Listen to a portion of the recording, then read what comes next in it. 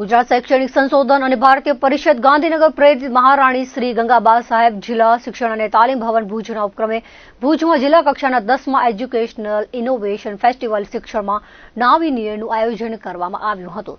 ત્રિદિવસીય એજ્યુકેશન ઇનોવેશનલ ફેસ્ટિવલનું આજે સમાપન થયું હતું। આ ફેસ્ટિવલમાં શિક્ષણમાં નવીનતા લાવવા 31 જેટલા પ્રયોગોનું વિશિષ્ટ પ્રદર્શન યોજાયું હતું।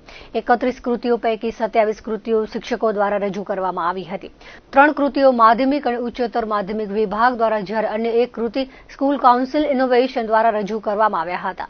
જિલ્લા શિક્ષણ અને તાલીમ ભવનના લેક્ચરર અને ડીઆઈસી કોઓર્ડિનેટર ડોક્ટર બિંદુબેન પટેલે જણાવ્યું હતું કે 10મા શૈક્ષણિક સંશોધનમાં 340 જેટલા શિક્ષકોએ ભાગ લીધો હતો। આ આયોજન થકી છેવાડાના વિસ્તારમાં બાળકોને અભ્યાસ કરાવતા શિક્ષકો દ્વારા કરવામાં આવેલ સારા કાર્યો થકી અન્ય શિક્ષકોને પ્રેરણા મળી છે। આ આયોજન થકી છેવાડાના વિસ્તારમાં બાળકોને અભ્યાસ કરાવતા શિક્ષકો દ્વારા કરવામાં આવેલ સારા કાર્યો થકી અન્ય શિક્ષકોને પ્રેરણા મળી છે। આ આયોજનમાં ભાર વિનાના ભણતર, શાળાઓમાં બાળકોની હાજરી વધારવા, ધોરણ 8 બાદ કન્યાઓના ડ્રોપ આઉટ રેશિયોને ઘટાડવા પર ધ્યાન કેન્દ્રિત કરાયું હતું। પ્રાચાર્ય કમલેશ મોહતાના જણાવ્યા પ્રમાણે ધોરણ 1 થી 4માં વાંચન લેખન અંગે વિદ્યાવર્ધન પ્રોજેક્ટમાં જિલ્લાના 72 વર્ગ શિક્ષકને સમાવવામાં આવ્યા છે। આ ઇનોવેશન ફેરનું ઉદ્ઘાટન ગત ગુરુવારે અદાણી ફાઉન્ડેશનના હેડ પંક્તિબેન શાહ, જિલ્લા શિક્ષણ અધિકારી સંજય પરમાર, પ્રાથમિક શિક્ષણ અધિકારી ભૂપેન્દ્રસિંહ વાઘેલા સહિતના અગ્રણીઓની ઉપસ્થિતિમાં કરાયું હતું। ઇનોવેશનનું સંકલન ડોક્ટર બિંદુબેન પટેલ અને કમલેશ મોહતા દ્વારા કરાયું હતું। અમારી જે મેઇન કચેરી છે ગુજરાત શૈક્ષણિક સંશોધન અને તાલીમ પરિષદ ગાંધીનગર દ્વારા આખા ગુજરાતમાં જે ઇનોવેટિવ શિક્ષકો છે કે જે વર્ગખંડની સમસ્યાઓ છે અથવા તો એમાં ક્યાંક એમને કોઈ ટીચિંગમાં ક્યાંક મુશ્કેલી જણાય છે તો એ મુશ્કેલીનું નિવારણ કેવી રીતે કરી શકાય એના માટે છેવાડાના શિક્ષકો પણ સારામાં સારું કાર્ય શૈક્ષણિક અને અન્ય માધ્યમથી પણ કરી રહ્યા છે।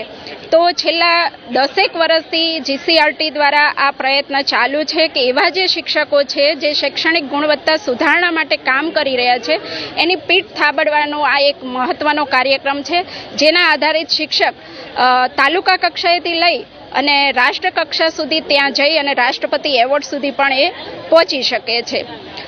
અહીંયા જે આ જિલ્લા કક્ષાનો જે આ ઇનોવેશન છે એ આ વખતે 10મો ઇનોવેશન છે। એમાં ટોટલ 31 કૃતિમાં જુદા જુદા ઇનોવેટિવ શિક્ષકોએ ભાગ લીધેલો છે।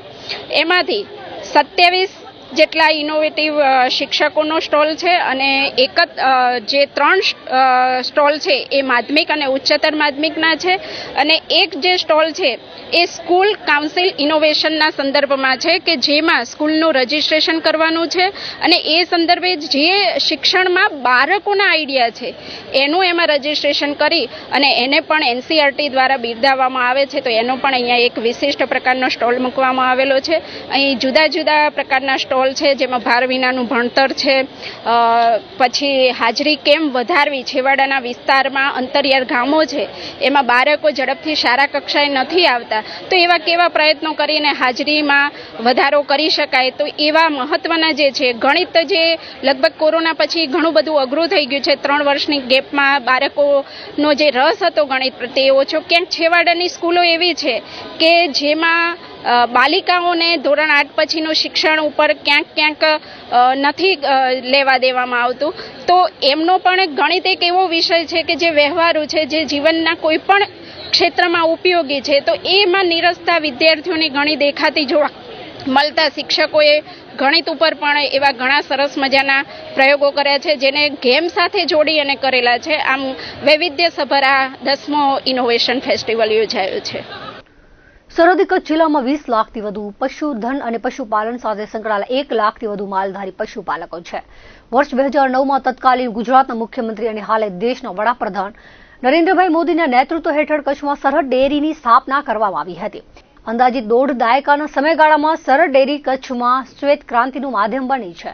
કચ્છમાં હાલે ડેરી ઉદ્યોગ ખૂબ સારા પ્રમાણમાં ધમધમી રહ્યો છે। કચ્છની સૌથી મોટી ડેરી પણ જિલ્લાના પશુપાલકોના જીવન સ્તરે ઊંચું લાવવા સતત પ્રયત્નશીલ રહે છે। કચ્છની સરહદ ડેરી સાથે 870 જેટલી દૂધ ઉત્પાદક સહકારી મંડળીઓ સંકળાયેલી છે। આ મંડળીઓ મારફતે જિલ્લાના 80,000થી વધુ પશુપાલકો ડેરી સાથે જોડાયા છે, જે પૈકી 30%થી વધુ એટલે કે 25,000 મહિલા પશુપાલકો છે।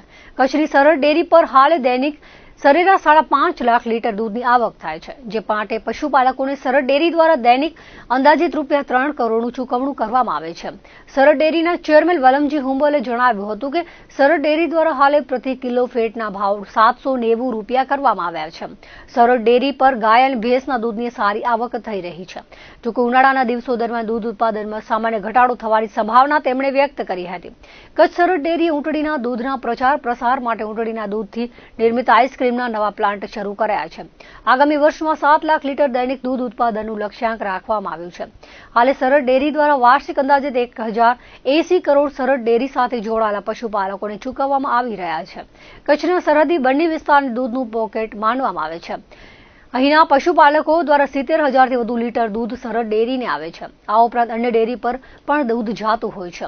બન્ની વિસ્તારમાં દૈનિક અંદાજિત 1 લાખ લીટર દૂધનું ઉત્પાદન થાય છે, જેમાંથી 75થી 80% દૂધ સરહદ ડેરી દ્વારા એકત્ર કરવામાં આવે છે. સરહદ ડેરીની સ્થાપના બાદ બન્ની વિસ્તારના પશુપાલકો માલધારીઓના જીવન સ્તરમાં મોટો સુધાર આવ્યો છે.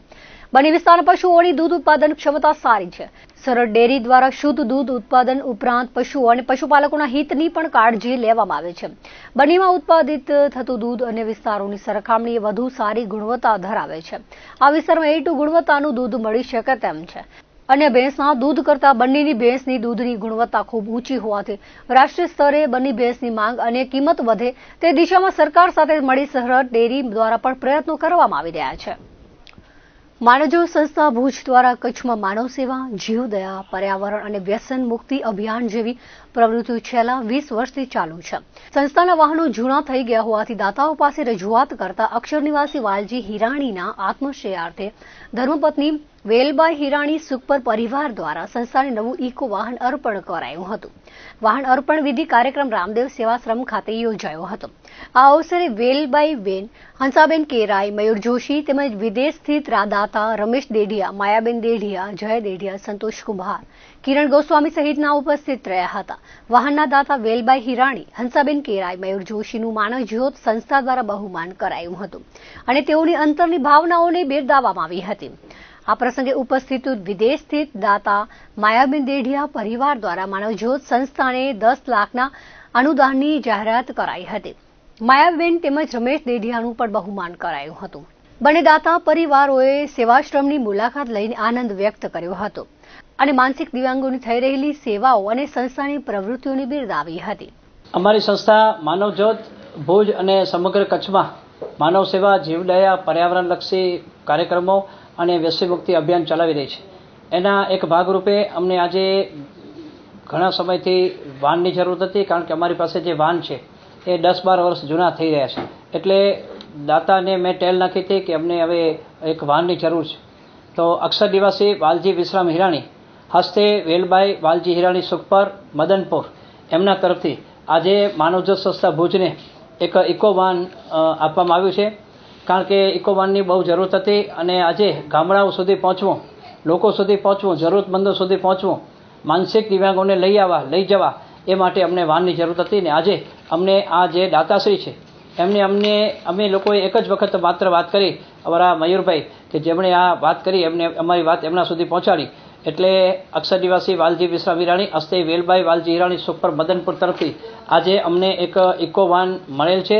આજના આ કાર્યક્રમમાં વિદેશ વસતા અમારા માર્ગદર્શક અને રાબર એવા રમેશભાઈ મગનલાલ ડેઢિયા, માયાબેન રમેશભાઈ ડેઢિયા, જયભાઈ જયંત ડેઢિયા, સંતોષભાઈ કુંભાર આ બધાએ ઉપસ્થિત રહ્યા હતા. અમારા સર્વે કાર્યકરોની ઉપસ્થિતિમાં આજે વાનની ચાવી માતુશ્રી વેલબાઈ વાલજી હિરાણી પરિવારે અમારી માનવજ્યોત સંસ્થાને સોંપી છે. આ વાનનો સદુપયોગ થશે અને અમારી સેવા કાર્યમાં આ વાનનો ઉપયોગ થશે. અત્યારે એમનો પૂરો પરિવાર હાજર હતો, કારણ કે અત્યારે ઇકો લગભગ 7 લાખની થાય છે, 6.5-7 લાખની ઇકો ગાડી થાય છે. તો દાતા પરિવારે અમારી ટેલ સ્વીકારી અને અમને જે સેવા કાર્યમાં ગાડીની જરૂરત હતી એ ગાડી આપી છે. ત્યારે એ દાતા પરિવારનો માનવજ્યોત સંસ્થા વતી અંતઃકરણપૂર્વક આભાર માનું છું. માનવજ્યોત સંસ્થાને દાતાશ્રી અક્ષર નિવાસી વાલજીભાઈ વિશ્રામભાઈ હિરાણી હસ્તે વેલબાઈ વાલજી હિરાણી તરફથી એક માનવજ્યોત સંસ્થાને આપણે ઇકો ગાડી એક અર્પણ કરેલ છે. જે માધ્યમ એક નાનો એક પેમ્પલેટ જે ફરતા થયેલા હતા ગામની અંદર રામદેવ સેવા આશ્રમ અને માનવજ્યોત સંસ્થાના, એ પેમ્પલેટ વાંચી ને આપણે પ્રબોધભાઈનો સંપર્ક કરેલો અને દાતાશ્રી સાથે સંપર્ક કરાવેલો કે ભાઈ માનવજ્યોત સંસ્થાને એક વિકલાંગો દિવ્યાંગો અન્ન લઈ જવા વિતરણ કરવા માટે એક નાની એવી ગાડીની જરૂર છે. તો દાતાશ્રીનો સંપર્ક કરી આપ જોઈ શકો છો વેલબાઈ સાથે છે, એમનો સંપર્ક કરી અને આપણે તાત્કાલિક એમને એક ગાડી અર્પણ કરાવી, જેમનો આજે કાર્યક્રમ રાખવામાં આવેલો હતો. જો બધાએ તો કહે છે કે આંગળી ચિંધ્યાનું પુણ્ય, પણ હું એવું કાંઈ માનતો નથી. પણ એક માનવ સેવા છે, તો એ માનવ સેવામાં આપણે માનવજ્યોત સંસ્થા જો આટલી મોટી સંસ્થા છે એ જો આટલું કામ કરતી હોય તો આપણે પણ એક ફૂલની તો ફૂલની પાંખડી જેવું કંઈક પણ આપવું જરૂરી છે. આપણે દરેક જગ્યાએ પહોંચી નથી શકતા. આપણે દરરોજ વિકલાંગો, માનસિકો, દિવ્યાંગો ક્યાંય પણ આપણે એમની સેવા માટે પહોંચી નથી શકતા. અને માનવ સેવા એ જ પ્રભુ સેવાનો સાચો ધર્મ છે. ભુજના સવાયા ફળિયામાં આવેલા ડોડિયા પરિવારના કુળદેવી રીછણ માતાજીના મંદિરનો 10મો પાટોત્સવ ભક્તિભાવભેર ઉજવાયો હતો.